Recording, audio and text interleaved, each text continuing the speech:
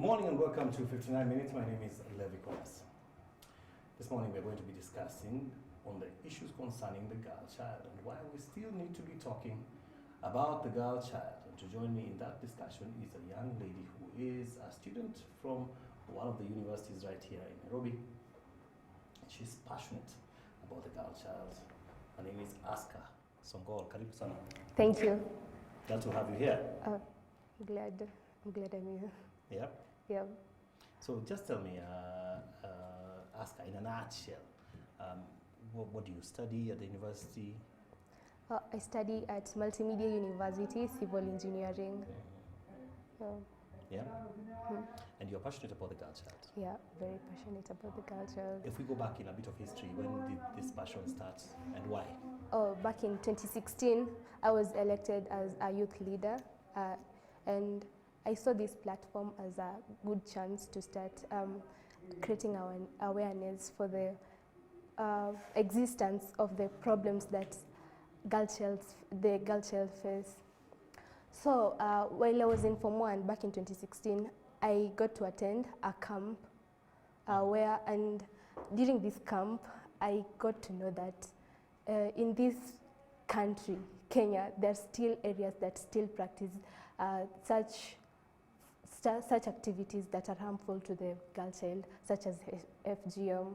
Like for example, I was sitting in a church and next to me was a girl who had been circumcised. And you know what is after circumcision? That's early marriage. Yes. And some sort of things. And inside those early marriages, of course, there will be hostility, early pregnancy. And this is something that is so harmful to the girl child. So I saw this and decided to create this awareness that there's still problems that affect the girl child. We have ignored it for years, thinking that it has already been solved, already been cultivated on during the years, but they still... Yeah, some would say we've been speaking about this for so long, so the girl child is already quite aware of girl child issues. One would ask, why lend a voice? Imetosha? Yeah, no. You know, at first I was skeptical about coming to this interview because we have had this creating awareness. Everybody is speaking, but how? We are talking about why, but we have not done with how. How have we supported the girl child? Yeah. It sounds nice to just be speaking in seminars and things like that. Yeah. But the practicability you're saying is not really happening. Yeah.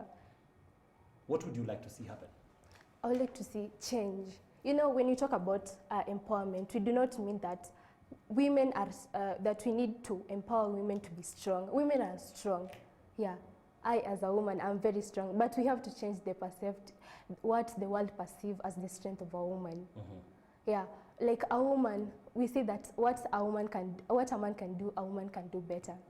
Yeah, and I'm sure of that because when you, for example, if you educate a woman, educating a woman means educating our whole nation, educating everybody. It's beneficial to everybody because if you educate a girl, that girl will bring transformation to the community. Yeah, the woman will pass the knowledge and the benefits to the child, and the child will pass it to the next generation. So it goes in and on and on.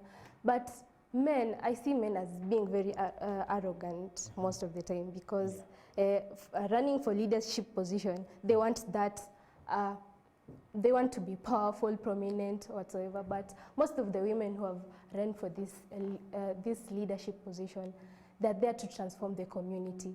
They are talking about I see most of them giving out pads to girls because lack of pads, for example, is one problem that will affect the education of a girl child. Because we see education as a tool for empowerment. It is something that will improve you, will raise the self-esteem of a person, and will make you a better person. But if you have such challenges, such as sexual molestation, lack of funds, and then also we see that in our communities we have put a lot of household chores. We have put all the burden on the girl child. Yeah. So the mother will say that, oh, you're the girl, you have to clean the house, clean the dishes, everything. You have to organize everything in the house. Yeah. And the boy is there lounging in the couch, watching TV, playing some video games. So you're saying the boys are lazy? And they're not okay. Or we are too easy on the boys? Yeah, you are too easy on the boys. You think that a girl, because you're a girl, you have to know, you have to cook, you have to take care of your younger siblings. If the younger siblings get into trouble, you're the one to be blamed because you're the girl. Yeah, a lot of responsibility. Yeah, a lot of responsibility has been placed on the shoulders of the girl child. Yeah. So you tell me, for example, if I have a brother, we are in the same class, and then you have been given the same amount of homework. We go to we come back from school, and then we start doing our homework. And then the girl will still have these responsibilities. She has to cook for the family. She has to clean the house, the utensils. And you see, her mind will be occupied on other things other than the schoolwork, and the boy will definitely be in a better position. Yeah, so right now you're a one-woman army, really. What are you doing personally? Actually, personally, I educate the youth. You see, as a youth leader, yes, I create awareness to the, also not only to the youths, also the parents. The parents are to be blamed mostly because they're the ones who are discriminating girls, discriminating against girls. They're the ones who are putting those responsibilities on the girls. So they have to be aware that this is we have to be equal. We have to promote equity. Yeah, whatever I can do, I have 2 hands, a boy has 2 hands. So whatever I can do, he can also do. Same as in the leadership position. So now, let's look at the current situation. We're not blind. We can see that our population is, our population density is more than that of men. But look at us, our leaders, 13% of the women who vied for the election seats are the ones who are elected to those seats. But it means that we women have to work twice, not even twice, thrice as much as men, so that we can get into those leadership positions. So it's already lopsided, you say, quite a bit. Yeah. But you can see right now, people talk about legislation, they talk about affirmative action where they want to bring in even more girls into schooling opportunities, for example. Oh, yeah. Yeah, and first of all, I would like to thank the former president of Kenya, Mwai Kibaki, for introducing free primary education for everyone. So we have equal position for boys and girls in the primary schools. But let's look at the bigger picture. So after primary, you have to go to high school levels. So in yes, there are equal positions of boys and girls, but when we talk about the girl, there are many problems that she faces. Yeah. So you're saying there's no point of going to primary school if you're going to drop out in high school? Yeah. So what's the point? You know, approximately 200,000 million people are illiterate, and let's ignore the adults and because maybe education. 200,000 in this country. 200,000 million, yeah. So out of this 200,000, 126 are youth. 126 million are youth. So we have 126 million illiterate youth, and out of this 126 million, 60%. Oh, you're talking globally, 200 million people are illiterate. Yeah. 60% are women. So, and do I have to answer why we still need to focus on the girl child? Look at 60% of the illiterate people are women. So we still need to put focus on the girl child. Yeah. Because, sorry? Yeah, because girls, 125 million girls, million people live in abject poverty, and girls are the ones who suffer most. Yeah, they bear the brunt of this.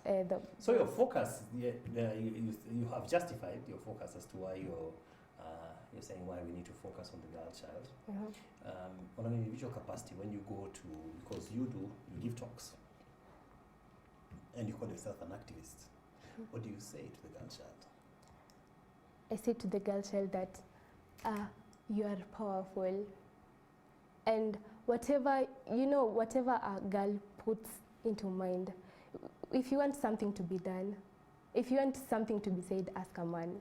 But if you want something to be done, ask a woman. So whatever. You are full of jabs here this morning.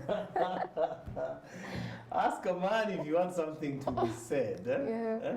And, But if you want tell a woman something if you want something to be done. if you want something to be done, tell a woman. Mhm. Yeah. So mostly we see that the girls are not aware of the challenges that they're facing. You see, in such communities such as Pokot, we have 64% of Pokot girls are circumcised, and there's this meme going around that that I wanted to date a Pokot girl, but I realized that she was circumcised, so I call her like Bakules, you know. Yes. Yeah, yes, so yes. it's not something that is funny. It's something that is real. It's something that is there. Yeah, 64%. So it means almost 36% are the ones who are protected from this. So they have to 64%. If, for example, you are doing something, and for example, I do something and we are together, you see that it is right. So we create awareness so that they can know of their rights. Yeah. If you know your rights, you'll not allow yourself to be. Yeah, because information is power. Yeah, information is power. Yeah, and information used correctly is even more powerful. Mm-hmm. So if you know, you'll be able to use that information to defend yourself against it. Okay. Yeah. So what tools are you using to reach out to these girls? I use social media. Mhm. I post like in Facebook. I talk a lot. I create awareness. Mhm. You say controversial things. Yeah. Yeah. You Yeah. start up the discussion. Yeah. And then it goes on, and then you realize that there are people. If you bring out something, you realize that other people are facing such similar problems as the others. Yeah. So they're able to create that awareness and even defend others from such practices. And doesn't it surprise you that in a population where you say the women are more than the men, you would think we would have greater influence by women yeah, in like, terms of even noise making? yeah, if behind a powerful woman, there's a tribe of powerful women who have their backs. So the need to focus on the girl child is to increase these successful women. So how will this woman be successful if there are no women who are empowering her? Yeah. So we need to empower more women so that they can go on and so that the world will be a equal place for women, not a world run by men alone. I hear you. We're going to take our first break. On that note, we are speaking to Aska Songo. The matter is about the girl child and why we need to continue talking about the empowerment of the girl child. Don't go away. We'll be right back after these messages.